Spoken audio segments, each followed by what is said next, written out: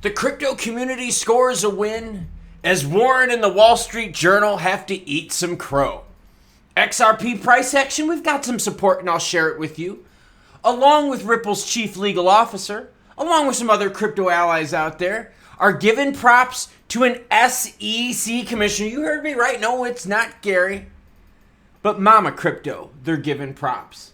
Speaking of crypto props, more companies out there are using crypto for payment, which means usage of utility, which is better than speculation, which we're going to talk about in this video as well. Happy Saturday morning to all you, my Saber Gang family. And no, we're not watching Saturday morning cartoons. We're watching Crypto with Klaus and learning about the crypto market. Douglas Hoffmeister says, sidebar, would like to hear your opinion on what happens to a crypto like ADA if found a security. Well, you'd have massive restrictions in the United States. That'd be first of all. Secondly, you'd have the SEC going after them for a while because this stuff does take some time. But we've learned with Ripple and XRP is that means they would also be in the news all the time. So would that be such a bad thing to stay relevant? I mean, I know it's not the maybe best way, but what is the phrase? Any publicity is good publicity. Ray Wagner, 8016 channel member. Thank you to all the channel members out there. And thank you to all the super chat and super thank you supporters. I appreciate it. Says, over the years, I've noticed the collector car market is an excellent leading indicator. The stupid money goes away first and prices start to drop as false markets relieve stupid money of their disposable cash. That's a really good point. We're talking about what indicators I use to track like prices of XRP. Will it last? You know, what's going on with the pumps and so forth. Collector car market, that's a really good one. I like watching local auctions as well to give me an idea of what the market can tolerate. Thank you, Ray. Good one, my man. Bitcoin sitting at 34,239 ETH. No love under 18. XRP up from the lows of last night at 54.7, but down from the highs we saw last few days. XLM at 11.3. HBAR 5.1. XDC didn't move at all. 4.9, everyone. All right. Southwest Michigan Pizzeria piloting cryptocurrency payment option, yes. We can talk about all these moon scenarios. We can talk about institutions and everyone wanting to get into crypto. We can talk about all the hopium fake bullshit out there. But let's talk about real news. And let's talk about Jess with a smile on her face right here. Why? Because they're accepting Bitcoin Cash. Now, I know a lot of you out there aren't Bitcoin Cash, but remember, you want crypto to moon, you need usage. Usage of the utility. We've already proven that crypto has a lot of utility. You need usage. Here's the usage. 5-Star Pizza is the first pizzeria in the region to accept Bitcoin Lightning payments, according to a press release. Owner Carl Thornton said that he was inspired by the impact of Bitcoin he observed in El Salvador. Nice. Says, I've seen what Bitcoin means for freedom. What it can do for the third world and tens of millions that are unbanked, Thornton said. It may be the greatest technology advances in the internet. I want to try and do my part to move the ball forward. So again, usage of utility. Will this move the price? No. But the more people that you get to accept crypto as payment, the more we're not just playing the speculating game, everyone. Come on now. Isn't that what it's all about? Utility and usage? Wall Street Journal rectifies an error after misinterpreting Hamas's crypto terrorism funding. Did a story about Warren in the Wall Street Journal out there ripping on crypto. Misrepresenting a lot of data. Now, they did make a correction, but I'm going to be honest with you. The correction was very Weenie Hut Jr. No marbles, no huevos, no juice. Now the Wall Street Journal appears to have rectified its error, albeit barely, suggesting that PIJ and the Lebanese political party Hezbollah may have exchanged about 12 million in crypto. That's significantly lower than the initial figure provided by the media outlet, which put them at 93 million. So instead of 93, now they're down to 12. So that tells you that these politicians are weaponizing crypto. What, like, is it, like, they can't fact check themselves? No, it's not that they can't fact themselves. They know what they're doing is wrong. They're just doing it to throw shade.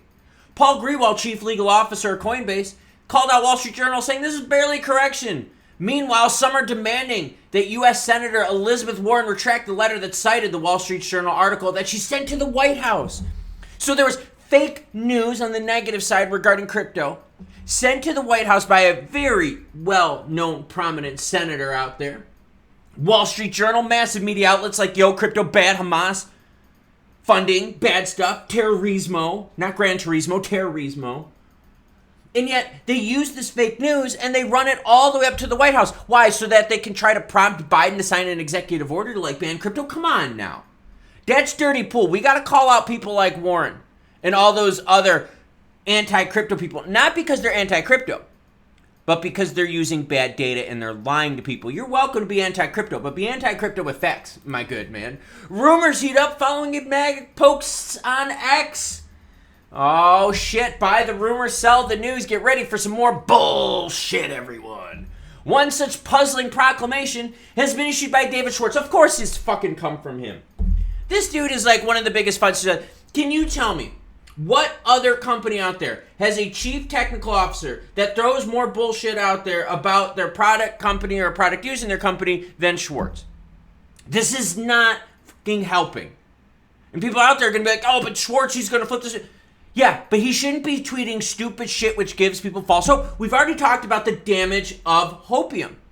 We've talked about major crypto news agencies out there now are starting to battle on the hopium train because they're like, yo, this is too damaging for the industry. One such puzzling proclamation came from Schwartz.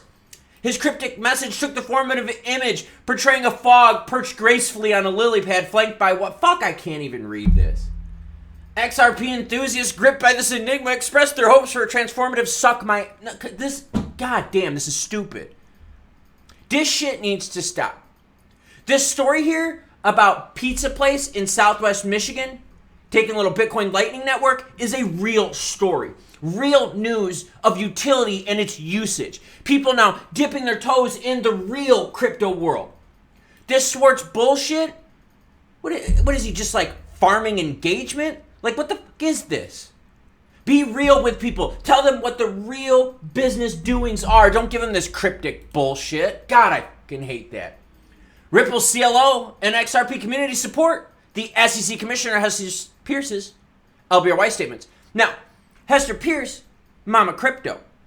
People out there have been like, oh, well, Hester's going to replace Gary. Ain't a chance in hell. Ain't going to happen with this administration. Now, if we get an administration change via the 2024 election, then yeah, I could see Hester getting appointed. That could happen. The SEC Commissioner expressed her frustration over the Commission's approach, especially in the light of many ongoing crypto fraud cases that are yet to be resolved. The Commission's requested remedies were entirely out of proportion to any harm. Essentially what she's saying, especially in regards to Library, is like, look, what Library did, the penalties you imposed on them, was way excessive for what they did wrong. And the worst part is they started with a crazy multi-million-dollar fine, settled with like over $100,000, and Library was still done because the legal fees killed them. Pro-XRP lawyer Deaton also agreed with Stuart Alderoty's call for an amicus brief, basically saying, guess what, Hester? You should have supported us with an amicus brief. Put your money where your mouth is, girlfriend. Deaton emphasized that the voice of 75,000 individual token holders should resonate in the courtroom, advocating for a more informed insider perspective. I completely agree. Totally agree. The SEC's conduct isn't just disconcerting, it's disheartening for innovators in a field that promises to revolutionize everything from finance to governance. I completely agree with that. LBRY, which had built a functional blockchain with real-world applications, right? Utility and usage, ultimately was shut down due to what they cited as financial burdens and regulatory pressure. Usage, utility. CTOs out there posting bullshit tweets on X to drum up hope. End of the month hope to pump up XRP's price. Are you fucking kidding me? And you know you're thinking it too. Don't tell me you're not. Don't tell me you're not sitting there Saturday morning, drinking your coffee, tea. Maybe some of you are early morning booze hounds. Okay, that's that. You do you. I'm not. I got to do a bike ride later today. It's about a 3-hour one. It's going to be a long one. But you're telling me that you got David Schwartz's dumbass out there a few days before the end of the month when Ripple's about to dump another billion on the market to help fund their activities. This bag is starting to post shit on Twitter, all cryptically. No, tell us what really is going on. Be like this pizza company here that says, you know what? We're going to accept a new product because we like this, this, and this on it. We also think it's going to bring in new business. Oh, that's actually a good thing. Or you could be like the people, like who, everyone? The Wall Street Journal or Warren, that lie about crypto. Use those lies and negativity to run it up the flagpole to the White House to get crypto banned or heavily restricted in the United States. Chief legal officer of a company of a product that's globally traded, which a lot of you love out there, isn't shooting us facts. Shooting us weird, cryptic shit. Grow the fuck up. This ain't Scooby-Doo, even though this is Saturday morning cartoons. XRP, all right. So I was watching yesterday. This move was big. See how quickly we dipped under 54 and real quick shot back up. Here, I'll zoom in on that move. Right there. I saw this happening yesterday and I was like, oh, okay, I like this. Why? Because look how fast it pumped back up. Okay, check it out. Here's the move at 6:05. Phone started going off. We got to 6:30, hit the bottom at 6:30. We were already back up at 6:40. So when I was telling you yesterday, like what indicators I use, these are one of them. How fast do the moves pop back up? Now, since then, look what happened, right? You didn't get another move to 54, and we've rallied higher since. Now, are we super high? No. But I'm watching this short-term move. Why? Buy the rumor, sell the news, pumps and dumps. So when we talked about pumps and dumps of XRP, I think we have to talk about the realistic expectations. If people saw this move here and they're like, yo, we're mooning, we're going to the moon, right? They're sitting here at 48 cents. Then they get up here to 58 and they're like, yo, we just went up 10 cents in like a freaking 10-day time period. People are like, oh, maybe we're going to go up another 10 cents another 10. No. Started seeing some softness appear right up here. In fact, what told me the most softness that was happening was the move that happened on the 23rd. The fact that it reached the high of 58.2 and retraced quite heavily. So I knew then that there was a ceiling mark there, right? So if someone was going to take profits, I don't know, someone on this side of the camera was to take profits, their leading indicator was this. A move that went up could not hold. The faster a move goes up, the less I think it's going to hold. Interesting, isn't it? So then what did I do? I zoomed in a little bit more and I was like, all right, cool. Let's take a look here. All right, little pressure here. No, not ready to sell just yet. Why? Because we bumped up quick. Now, what I'm doing is I'm doing exactly that. I'm watching the highs and lows and using other indicating factors out there. Those highs and lows, I'm playing within those lines. Why? Because we've got a year until the case is done, at least, penalty part of it. We've also got horrible economic conditions, so my thinking is, and this is just me thinking, that I've got time until we're going to moon. So if I've got time until we're going to moon, guess what I'm going to do? I'm going to make money. That's right. I even picked up a 1912 Lullaby sterling silver cup. I paid 50 cents for this thing. And this is 1 ounce of sterling silver. I have a whole box of sterling silver here. Now, why am I talking about this? I'm talking about this because you have to understand market expectations. You have to understand the global market dynamic. Financial times right now are rough, right? Credit debt is getting higher. We're seeing some defaults starting to show up. Rates are going to be high for a while. You've got FUD from CTOs out there that's just making a mess out of stuff. So I'm like, yo, this market's a mess and it's going to be a mess for a while. So let's take some profits. And a message from Klaus, the editor. No one ever went broke taking profits. Now, do I have long-term bags? Yeah, of course I do. But those long-term bags I don't touch. My short-term bags on my other stuff, got to make the money on it. So let me ask you, these recent moves with XRP, how are you viewing the market? Are you taking profits or are you stacking? Let me know, because I would like to know, because we are seeing some softness. We are seeing pumps and dumps repeated time and time again. We know that this case is going to go on for at least another year. So how are you going to moon with the case going on? That's going to be a weird one. Economic conditions, like I said earlier, pretty shitty. So, you got that going. Middle East conflict, was reading about it last night. That seems to be heating up just a little bit more. That's not too good for the price of risky assets like that. Safe haven assets are stealing the roost right now. Gold making a move. Oil, not so much as we would thought, but that's because the Middle East conflict isn't as bad as we thought, which would restrict the supply from that region.